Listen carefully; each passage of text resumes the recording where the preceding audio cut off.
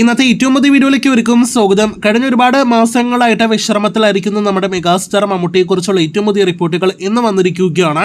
അത് പ്രകാരം മെഗാസ്റ്റാറിന്റെ കേരളത്തിലേക്കുള്ള മടങ്ങിവരവ് ഈ ഓഗസ്റ്റ് മാസം അല്ലെങ്കിൽ സെപ്റ്റംബറോടെയാണ് പ്രതീക്ഷിക്കുന്നത്.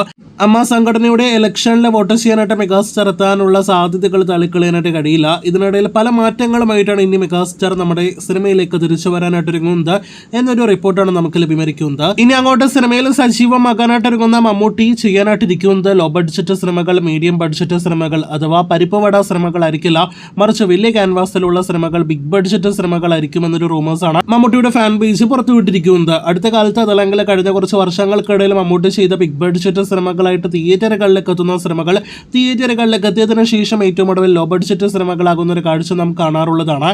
എന്നാൽ ഇനി അങ്ങനെ ഒന്നും ഉണ്ടാകില്ല എന്ന് തന്നെയാണ് ഏറ്റവും പുതിയ റിപ്പോർട്ടിൽ നിന്ന് വ്യക്തമാകുന്നത്. അപ്പോൾ മെഗാസ്റ്റാറിൽ നിന്നും ഇനി അങ്ങോട്ട് കാതൽ, പുഴു, ഡൊമിനിക് പോലെയുള്ള ചെറിയ ക്യാൻവാസിൽ ഒരുങ്ങുന്ന സിനിമകളെല്ലാം തന്നെ വിരളമായിരിക്കുമെന്നാണ് നാം മനസ്സിലാക്കുന്നത്.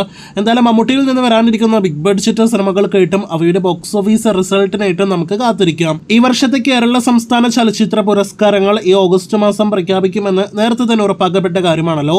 മമ്മൂട്ടിയുടെ ബ്രഹ്മയുഗം, ആസിഫിന്റെ കിഷ്കിന്ദ കാണ്ഡം ഉൾപ്പെടെയുള്ള നിരവധി സിനിമകളാണ് വിവിധ കാറ്റഗറിയിൽ അവാർഡ് നേടിയെടുക്കുമെന്നൊക്കെ പ്രതീക്ഷിച്ചിരിക്കുന്നത്.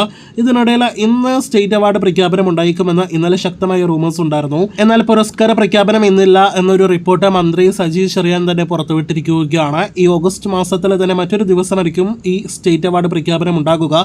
നിലവിൽ വരുന്ന രണ്ട് അൺഒഫീഷ്യൽ ഡേറ്റുകൾ, ഒന്ന് ഓഗസ്റ്റ് 12 മറ്റൊന്ന് ഓഗസ്റ്റ് 18. എന്തായാലും കാത്തിരിക്കാം കേരള സ്റ്റേറ്റ് അവാർഡ് പ്രഖ്യാപന ദിവസത്തിനായിട്ട്.